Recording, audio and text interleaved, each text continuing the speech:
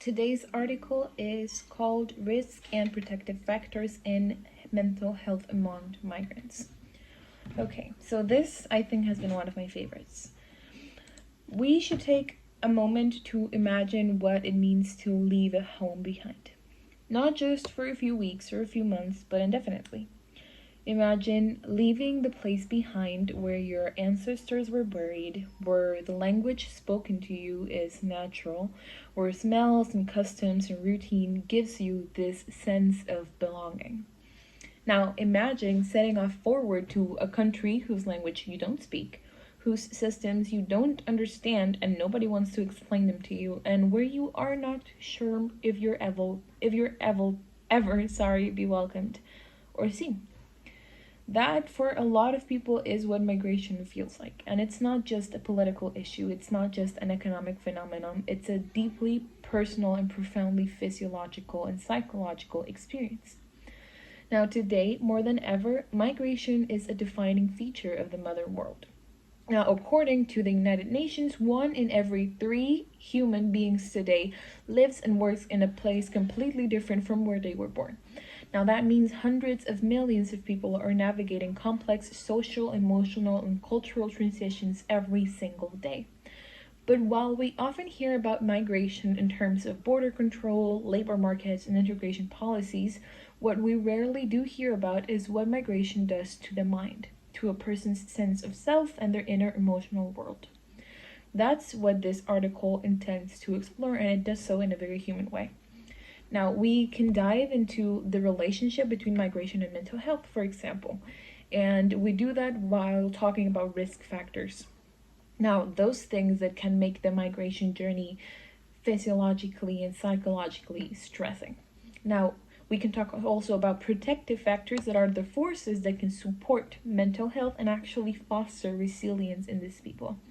And we can talk about what that means for society, for policy, and overall human dignity. Migration at its core, it's not a single event. It's a process. We've talked about this before. It's not a point in time. It is a process that unfolds across many stages, but primarily 3 of them, right? Pre-migration, migration itself, and post-migration. If we talk about the pre-migration phase, we know that this is a period of decision-making and preparation, or in most cases, forced displacement. And it's actually everything that goes before that. The person's upbringings, whatever culture they belong to, whatever family dynamic they had. And then it gets right up to the point of the emotional buildup, the dreams, the fears, the aspirations, the hope, and sometimes the traumas that drive a person to leave. It's important to understand that this phase alone can be psychologically complex because many people migrate after enduring violence, persecution, war, poverty, or chronic instability.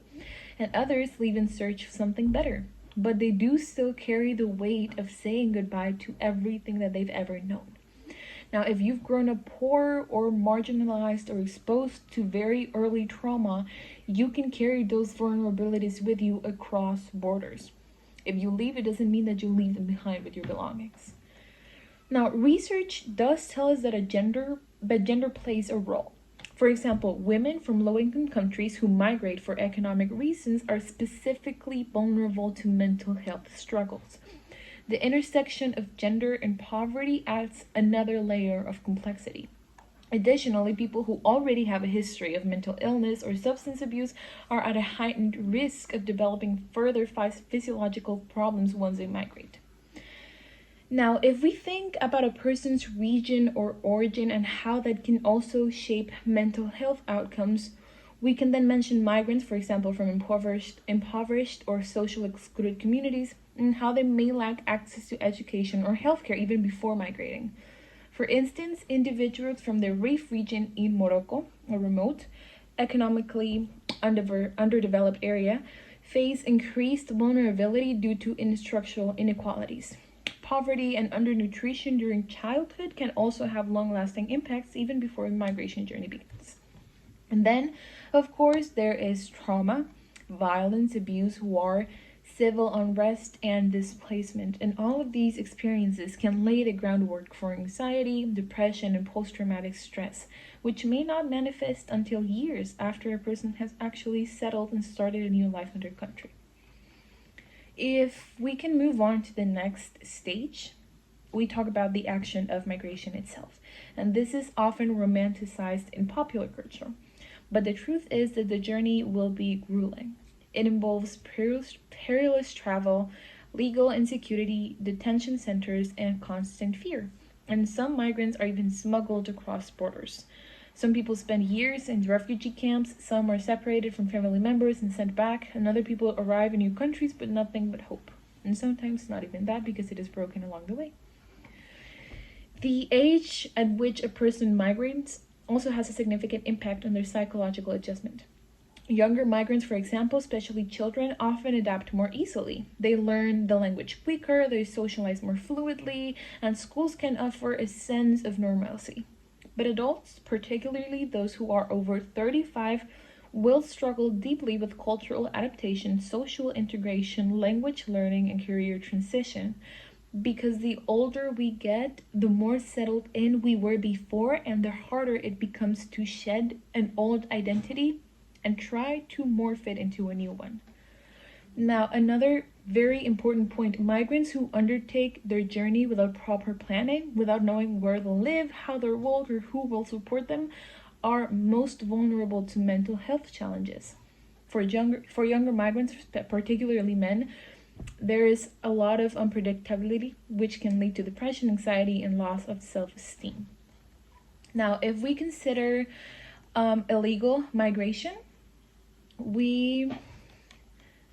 if we consider illegal migration, these individuals face a heightened sense of insecurity, fear or deportation, and exclusion from healthcare and social support systems. And the constant fear of being found out or forcibly taken back creates a state of psychological hypervigilance, essentially a prolonged fight or flight response, and the chronic stress will erode mental health and physical health even over time. And sadly, the journey doesn't end at arrival. In fact, that's often where the real psychological challenges truly begin. The third stage, post-migration, is where all hopes and dreams and fears collide with reality. Because people must now have to adapt to cultural expectations, they have to learn a new language, they have to find work, build new relationships, and often deal with racism or discrimination. And the cultural shock of entering a new society will be overwhelming. Now, imagine trying to navigate a healthcare system, rent an apartment, enroll your children in school when you don't even know the language or the rules. Imagine being qualified in your home country as a teacher, as an engineer, or a doctor, and now working a job that forces you to only clean or deliver food. The dissonance between your skills and what you know that you are capable for, and the new reality and the opportunities that are only shown to you, is more than frustrating. It's psychologically damaging. It chips away at self-worth and dignity, and self-esteem suffers when you feel invisible or undervalued. And then there's loss of family, of structure, of culture, of social networks. Migration involves a kind of grief, like any grief, that must be acknowledged. But when the mourning is ignored, either by the individual or the society around them, it will turn into depression. And we must understand that grieving for one's homeland is not weakness and is just as equal and a normal human response to radical change. Now, if we see all of this, it turns into a heavy weight to carry. But it's not all bleak. We can turn to protective factors, the things that actually help migrants not just survive, but actually thrive. First, we can talk about the pre-migration phase. And the migrants who have good health and physical health before migrating are better positioned to handle challenges. Now, during the migration process itself, the protective factors include legal documentation, safety, the presence of family or community, and the knowing that you are getting somewhere where they will welcome you, access to basic services. When you are welcomed into this new country through programs in housing and employment and community outreach, you report better mental health. Now, children who migrate often fare better than adults because, as we spoke about, they learn the language, they make friends at a quicker pace, they have school, and they adapt to cultural norms more easy. And schools can actually become safe havens for these kids. So, if they are supported appropriately, they can find people who understand them and actually maybe share common beliefs. Now, after migration, social support becomes the most critical protective factor. Being surrounded by family, friends, community members, or even empathetic strangers will act as a powerful buffer against mental illness.